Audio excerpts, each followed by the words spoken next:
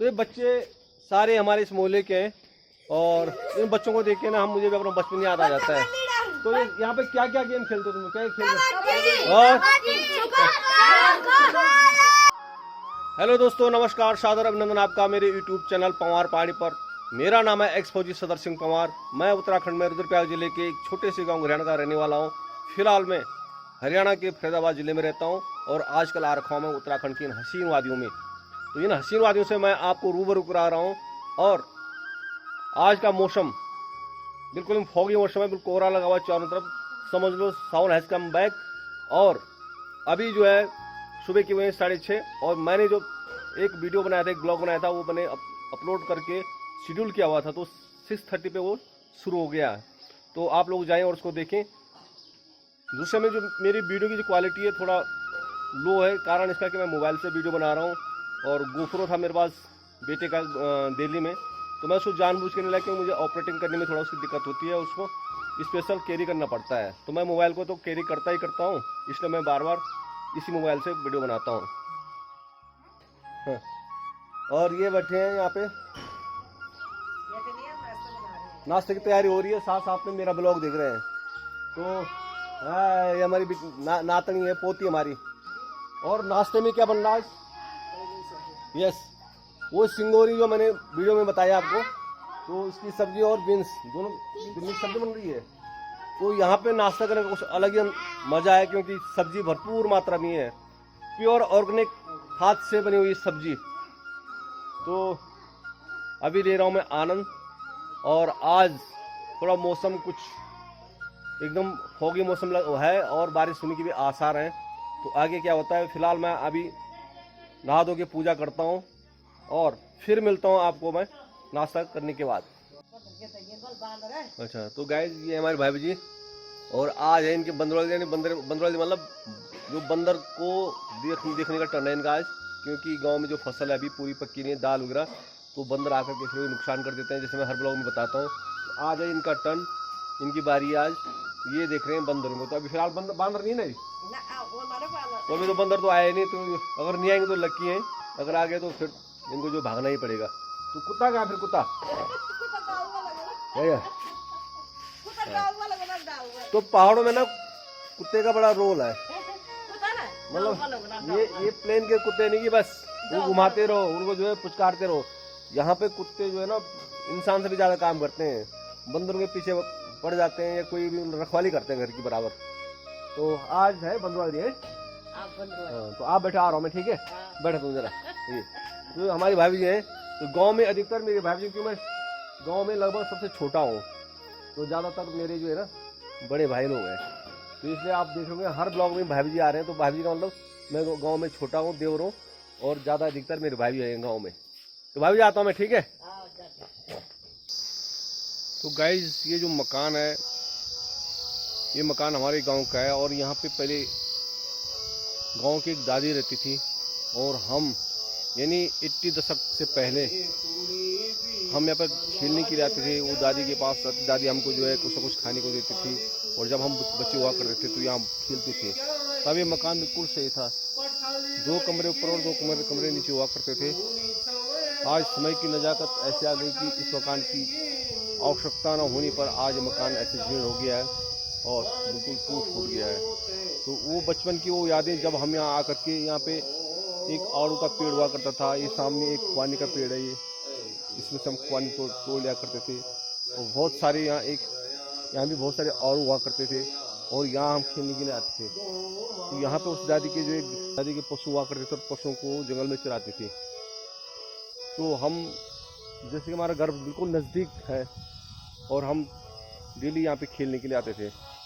तो आप देख सकते हैं मकान कैसे जीर्ण हो गया है, बिल्कुल टूट गया है, क्योंकि जो उस दादी के नाती पोते सब सेटल हो गए हैं, सब अपने अपने संपन्न हैं, और उनको इस मकान की जब किसी वस्तु या किसी मकान की कोई आवश्यकता नहीं होती, तो वो इस प्रकार से हो जाता है। तो आज ये पैतृक मकान इस हालत में, तो इस सिर्फ यही मकान की बात नहीं, इस गांव में बहुत सारे मकान ऐसे जो इस हालत में, क्योंकि लोग यहाँ से कुछ लोग तो पलायन कर चुके हैं, और कई ने जो है दूसरी जगह गांव में दूसरी जगह मकान बना दिए हैं। तो आप देख सकते हैं इस मकान की हालत। थोड़ा आगे चलें तो एक मकान और मैं आपको दिखाता हूँ।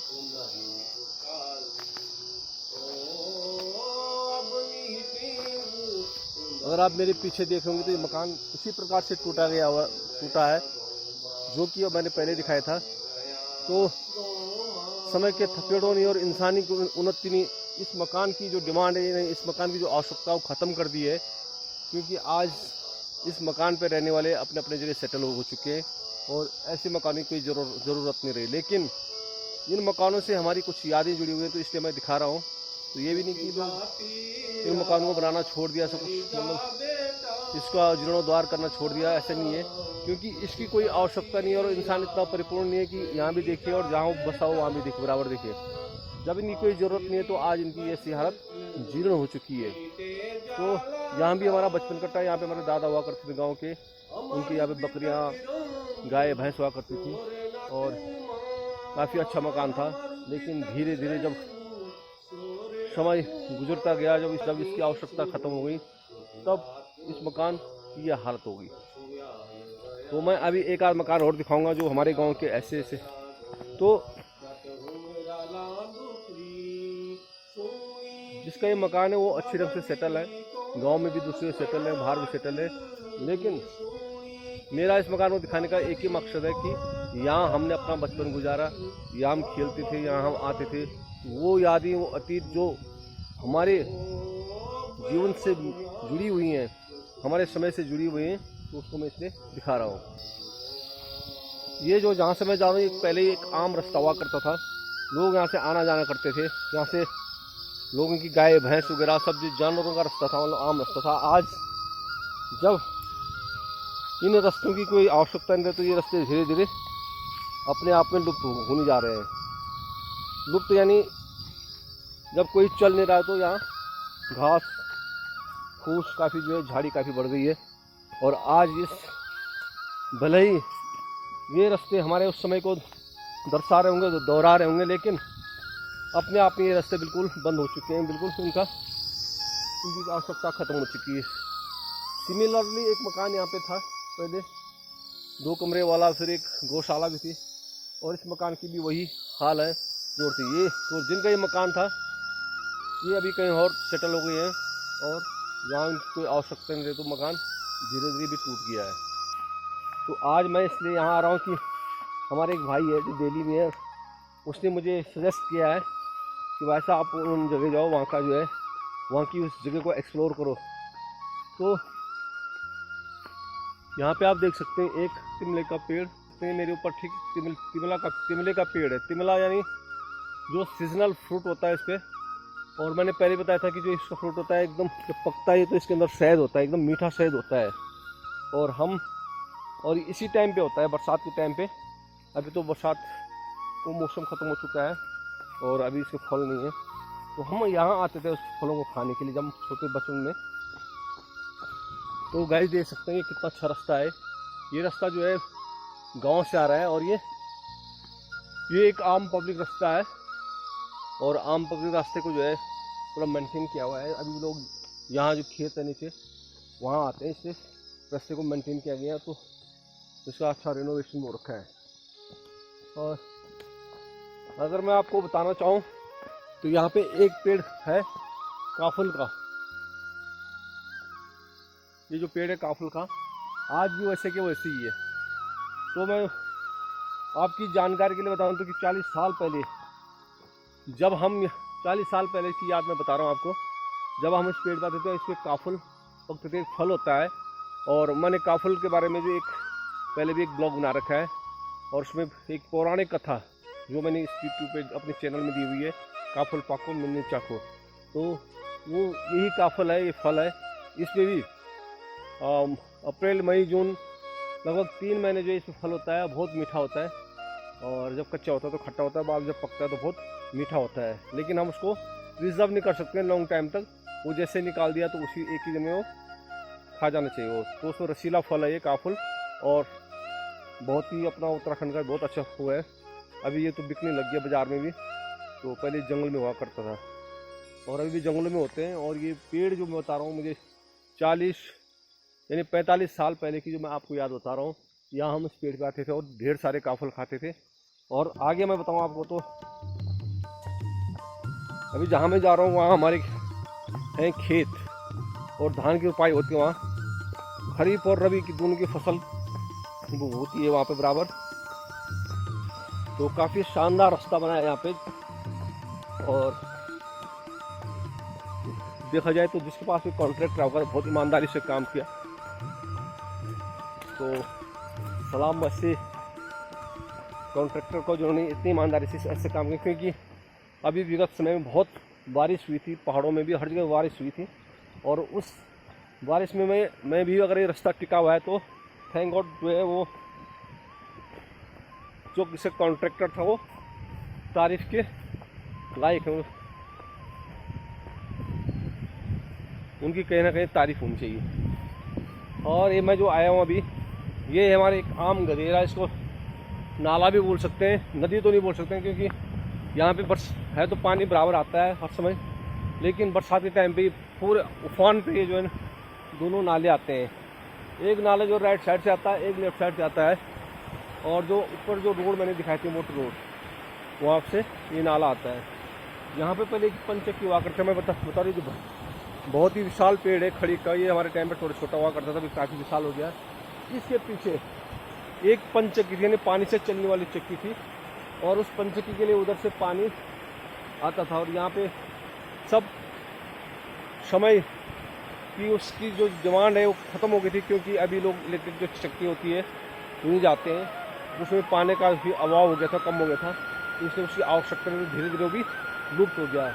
तो जो पानी की चक्की जो थी वो पानी से चलती थी, और जो आसपास के जितने भी परिवार थे वहाँ पे लाते थे गेहूँ, जो सीरियल्स होते थे उनको पीसने के लिए यहाँ पे लाते थे। और इवन की रात को भी हम लोग यहाँ पे ठहरते थे, अगर हमारा जो गेहूँ वगैरह जो भी है अगर टाइम पर नहीं पिसा तो जिसका टर्न रात हो तो रात भर यहीं पर रहता था। और अपना जो है गेहूँ वगैरह जो सीरियल्स पीस करके यहाँ से जाता था। और ये जो पुल है, इस पुल का जो निर्माण काफ़ी बाद में हुआ है, उस हमारे टाइम में पुल ये था। तो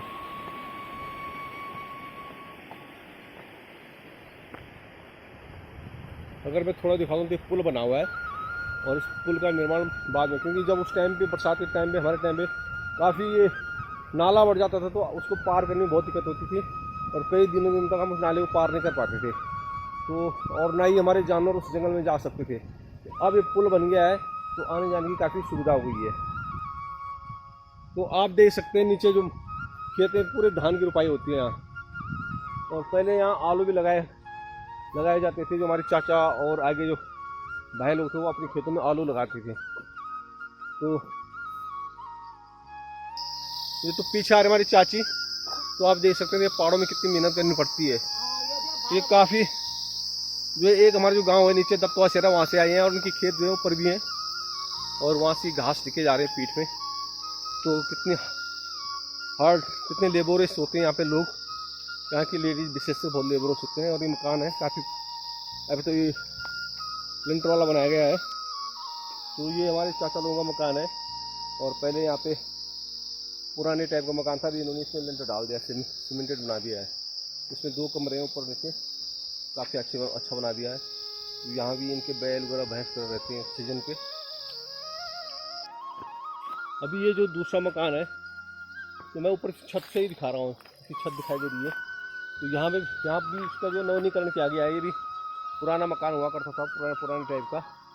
तो ये भी हमारे भाई का मकान है। अभी भाई तो नहीं रहे, लेकिन जो भतीजे लोग हैं उनका ये मकान है। वो यहाँ जब खेतों की रुपाई वगैरह होती है या सीजनल जो है यहाँ पे अपने बैल भैंस हमारे जानवरों को यहाँ पशुओं को यहाँ रखते हैं। तो इस मकान की विशेष पुरानी याद है कि यहाँ पे पहले कुछ नेपाली लोग भी रहा करते थे, और उनसे हमारी बहुत अच्छी दोस्ती हुआ करती थी। तो ये बात है 80 के बाद की, 80 और 85 तक। और हम यहाँ शाम को यहाँ उनको मिलने आते थे, दिन में आप खेलने के लिए आते थे, उनके साथ गप्पे वगैरह, तो अच्छी उनसे दोस्ती हो गई थी। तो वो जो नेपाली लोग थे यहाँ काम, जैसे कोई योजना आ गई कुछ होगी तो काम करते थे यहाँ पे। अभी मैं थोड़ा आगे ले जाऊँ आपको, तो यहाँ पे एक ये बांस का पेड़ बोलो या पौधा बोलो या झाड़ी बोलो, ये है बांस। तो मैं इस बांस की अगर खूबी बताऊँ आपको, तो मैं अगर नॉर्थ ईस्ट की बात करूँ, जहाँ असम, बिहार, सिक्किम, मणिपुर, नागालैंड, मिजोरम, तो वहाँ इस बांस की कितनी अहमियत है। लोग इस बांस के घर बनाते हैं, इसकी जो है चार दीवारी की जाती है, पैरामीटर बनाया जाता है, इससे इनकी सीढ़ियाँ बनाई जाती हैं। यानी बांस का बहुत ही ये यूज़फुल है। लेकिन यहाँ पे बांस को बहुत बुरा माना जाता है, और इस बांस का यूज़ तभी किया जाता है अगर किसी कोई एक्सपायर होगी, कोई डेथ होगी, तब उसके लिए यहाँ पे जो है अर्थी बनाई जाती है इस बांस की सिर्फ। बाकी इसका यूज़ या तो कोई श्रीमद् भागवत पुराण, जो महापुराण की जो कथा करता है, वहाँ पे इस पर झंडा लगाने के लिए इसका यूज़ किया जाता है। बाकी इसका कोई यूज़ नहीं है। तो इसका कारण है कि यहाँ पे लोग थोड़ा इसके बारे में एजुकेट नहीं है, और जो धारणाएँ हैं थोड़ा अलग ही हैं। अदरवाइज़ इस बांस से यहाँ पे जैसे बांस हो रहा है, अगर इसकी हम पैदावार और बढ़ा दें तो अच्छा खासा बिजनेस भी इस बांस से चल सकता है, और बांस से जो है बहुत सारी वस्तुएं बनाई जा सकती हैं। लेकिन कुछ पुरानी मान्यताओं के अनुसार इस बांस को यहाँ पे ज़्यादा यूज़ नहीं किया जाता, और इसको जो लगाया भी जाता है घर से काफ़ी दूर लगाया जाता है। जबकि मैं आसाम में रहा तो आसाम में मैंने देखे बांस के ही घर होते हैं और ज़मीन से उठे होते हैं, और उन घरों में सर्दियों में इतनी गर्मी होती है और गर्मियों में भी ठंडे होते हैं वो, तो बहुत ही कंफर्टेबल जो है अबोर्ड होते हैं वो। तो अभी देख सकते हैं अभी बांस का कोई यूज़ नहीं है, और मेरे घर में भी है ऐसा ही, ऐसी झाड़ी बनी हुई, उसका भी कोई यूज़फुल नहीं है, क्योंकि लोग यहाँ पे थोड़ा दूसरी धारणा के लोग उसको बुरा मानते हैं। जहाँ मैं इंडिकेट कर रहा हूँ ये एक पानी का बहुत बड़ा जो है टैंक बना हुआ है, और ये सारी जो खेत है नीचे को ये हमारी है, और ये हमारे खेत में टैंक बना हुआ है। तो ये गवर्नमेंट के प्लानिंग के अंडर बनाया गया है, गवर्नमेंट की जो योजनाओं के तहत इसका कंस्ट्रक्शन किया गया है, और इसमें पानी स्टोर होकर बाद में लोग रुपये वगैरह करते हैं, खेतों को जाता है सब नीचे, क्योंकि यहाँ पे पानी गर्मियों में बहुत कम रहता है। तो अभी तो फ़िलहाल इन नालों में पानी बहुत है, लेकिन जब गर्मियाँ आती हैं, जब नाले थोड़ा कम हो जाते हैं, पानी कम हो जाता है, तो इसमें स्टोर करके पानी आगे खेतों को दिया जाता है। तो ये जो भी चीज़ मैं बता रहा हूँ मैं एक्सपोज नहीं कर रहा हूँ, मैं सिर्फ एक्सप्लोर कर रहा हूँ अपनी पुरानी यादों को, ताकि आप तक पहुँचे। और जिन्होंने इस रास्ते का, इन जगहों का इस्तेमाल किया, वो उनकी याद में ताज़ा कर रहा हूँ। तो कई लोग कहते हैं यार इस उम्र में तेरे क्या ये मतलब क्या शौक जाग गया कि आप जो है इस उम्र में ब्लॉगिंग कर रहे हो। तो हालांकि मेरे से भी ज़्यादा उम्र वाले ब्लॉग कर रहे हैं, लेकिन जब कोरोना काल में अभी मेरी सांस फूल गया कि मैं दौड़ के आ रहा हूँ उधर से, कुछ चढ़ाई भी थी। तो जब पहले कोरोना काल का पहला वाला जो लॉकडाउन था, तो घर में पड़े जब हम काफ़ी बोर हो गए थे, तो उससे पहले मैंने एक घर में पियानो मंगा दिया था, क्योंकि मुझे ये शौक़ पहले से था कि मैं पियानो सीखूं। तो ईश्वर ने सुनी मेरी, और उस टाइम पे लॉकडाउन हो गया। तो लॉकडाउन में तो काफ़ी लोग परेशान रहे, आने जाने में हो रहे, लेकिन हम भी उधर दिल्ली फरीदाबाद में थे, तो घर के अंदर ही कैद हो गए। तब मैंने जो है उस पियानो को सीखा वहाँ पे धीरे धीरे। तो जो नोट्स हैं एज पर जो उससे जो फार्मूला है, तो फार्मूला के अकॉर्डिंग तो नहीं सीखा मैंने, पर लेकिन अपने जजमेंट के हिसाब से मैंने वो धीरे धीरे कुछ ना कुछ गाने बजाता था मैं। और जब मुझे लगा कि मैं थोड़ा उन सुरों को पकड़ पाया हूँ, तो फिर मैंने थोड़ा गाना भी शुरू किया। हालांकि जो शुरू में मैं उसके साथ नहीं गा पाता था, और मैंने कुछ ऐसे ही यूट्यूब पे अपलोड भी कर दिए। तो कुछ लोगों ने पसंद भी किए, किसी ने जो है गुड कमेंट, किसी ने बैड कमेंट्स ऐसे भेजते रहे, लेकिन मैंने हार नहीं मानी और कंटिन्यूसली मैं इसको करता रहा।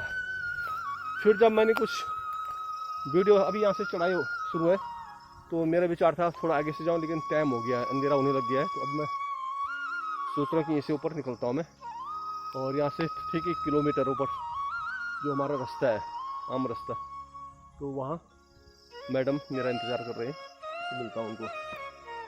तो मैंने जब कुछ वीडियो उस पर अपलोड करी, तो कुछ लोगों ने मेरी तारीफ़ भी करी, कईयों ने जो है डिसलाइक भी किए, लेकिन मेरी एक दिली तमन्ना था कि मैं कुछ गाता रहूँ, कुछ इस पर डालता रहूँ। उसी दौरान बहुत सारे ब्लॉगर जो हैं ब्लॉग बनाते थे, और एक आशीष चमोली उससे 2 साल पहले से ब्लॉग बना रहे थे, वो टेरी गढ़वाल के हैं। तो मैं उनके ब्लॉग भी देखता था।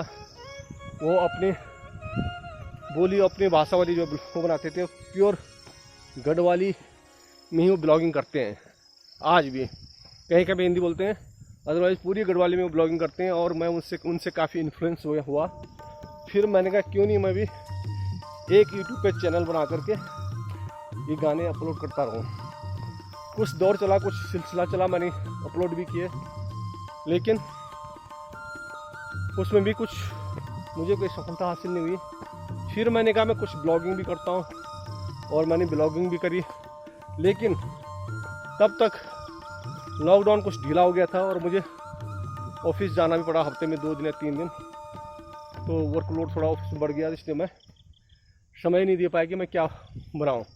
फिर मैंने कुछ गाने अपलोड किए हैं यूट्यूब पे, और उसके बाद 1-2 ब्लॉग बनाए हैं। फिर मैंने जो हमारी पौराणिक कथाएं उनको ले करके यूट्यूब पे सुन कर उनको फिर अपने हिसाब से बनाकर फिर अपलोड किए। उसके बाद कुछ एक ब्लॉगर्स आए हैं जैसे फ्लाइंग बीस्ट, और उसमें नेगी एंड फैमिली, आपके क्या नाम है उसका, गौरव जॉन और सौरभ जोशी। तो हमारा पूरा परिवार उनके जो है ब्लॉग्स देखता रहता है, क्योंकि जो वाईफाई से इनेबल जो टीवी था हमारे पास, उसमें हम ब्लॉग देखते परिवार वाले। तो हम यही देखते थे कब उनके ब्लॉग देखते रहते थे। फिर मैंने बेटे को इनक्रेज किया कि भाई तुम भी कुछ ब्लॉग बनाओ, और धीरे धीरे उसने भी कुछ ब्लॉग बनाने शुरू किए। शुरू में काफ़ी इंटरटेनमेंट हम करते थे, कुछ फनी इवेंट्स लाते थे अपने व्यूअर्स के लिए। फिर उसके बाद बेटा बहू जो है देहरादून चले गए, सेकेंड लॉकडाउन की बात कर रहा हूँ मैं, उसके बाद देहरादून चले गए, तो इसका थोड़ा कम हो गया। फिर भी बेटे ने कुछ ब्लॉग बनाए। उसके बाद उस टाइम पे वो खाली था, अनएम्प्लॉय था, क्योंकि उसकी कंपनी बंद हो चुकी थी। फिर बाद में उसने जॉब ज्वाइन करी, उसके बाद उसको बिल्कुल भी टाइम नहीं लगा। अभी सो चैनल है हेल्ड अप है, होल्ड में है, तो हो सकता है आगे बना दे। फिर बेटों ने बोला कि पापा आप बनाओ अगर आपका टाइम है। तो मैंने कहा ठीक है, जब मैं उत्तराखंड जाऊँगा तो मैं कंटिन्यूसली वहाँ पे ब्लॉग बनाऊँगा। लेकिन उम्र के हिसाब से तो मैं हर एक गाँव में या किसी भी सेलिब्रेशन में ऐसे नहीं जा सकता हूँ, क्योंकि लोग कहेंगे तो पागल है, क्या कर रहा है, क्योंकि लोगों को, कई लोगों को जानकारी नहीं कि ब्लॉग भी बनते हैं। तो जो मेरे पॉपुलर ब्लॉगर्स हैं, एक पंजाबी ट्रैकर है जो अपने गुड़गांव से वहाँ कुआं के मुक्तेश्वर रामगढ़ में बसे हुए हैं, और उन्होंने मल्टीनेशनल कंपनी की नौकरी छोड़ करके वो वहाँ पे उन्होंने कुछ फार्मिंग करी और कुछ जगह ली, वहाँ पे मकान बनाया। अभी उन्होंने होम स्टे भी वहाँ बना दिया है। तो मैं उनसे काफ़ी इन्फ्लुएंस हुआ, यार बताओ, बंदा सिर्फ नेचर के लिए इतनी उससे बड़ी बड़ी नौकरी छोड़ दी है, और यहाँ पे सिर्फ पेट भरने के लिए और नेचर का आनंद उठाने के लिए यहाँ पे आया है।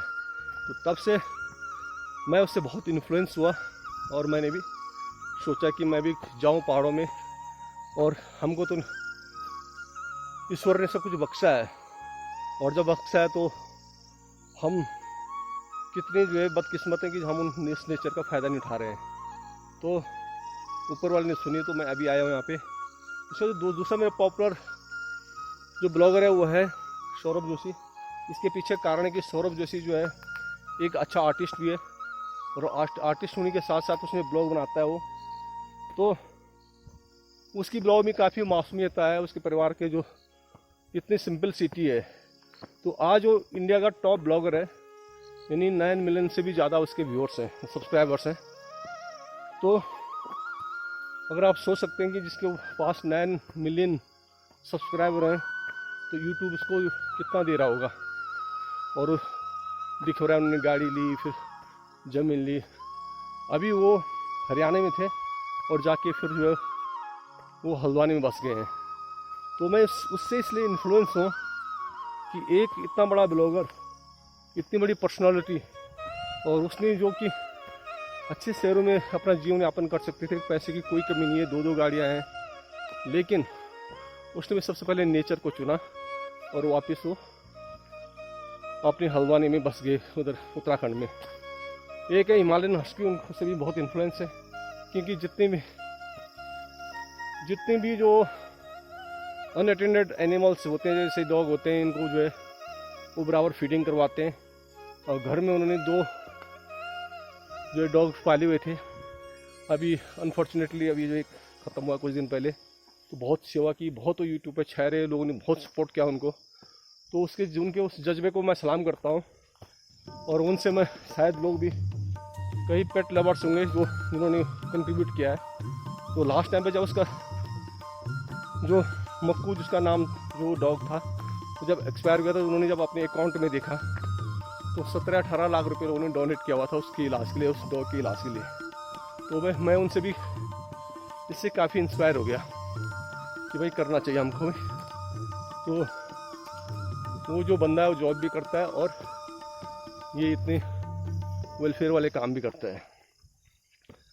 तो अब लोग कहते हैं तुम भी यार बताओ इतने उम्र में ये ब्लॉग बना रहे हो बच्चों के जैसे, तो ऐसी कोई बात नहीं है। अगर आप लोग सपोर्ट करते हैं मेरे को और मुझे कुछ यूट्यूब से मिलता है तो मेरी एक दिली तमन्ना है कि मैं उस पैसे को नेचर पर लगाऊंगा, अपनी सराउंडिंग्स में, अपने एरिया में कैसे मैं नेचर को और ज़्यादा अच्छे से सजाऊँगा इसको। तो मेरा एक बहुत बड़ा सपना है।